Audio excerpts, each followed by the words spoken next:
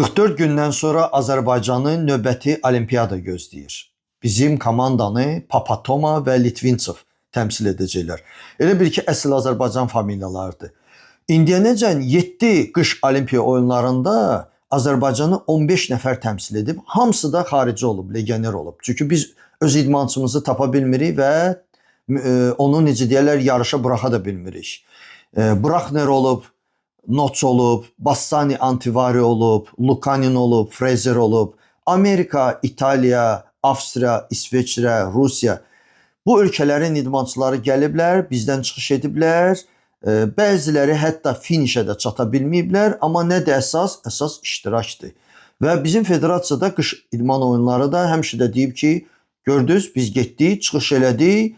Nəticə vacib deyil. Onluğa düşmək yox, nə danışırsınız? Azərbaycan onluğa düşmək mümkün deyil. İndi də bu dəfə oturub gözləyirik, görək nəticə necə olacaq.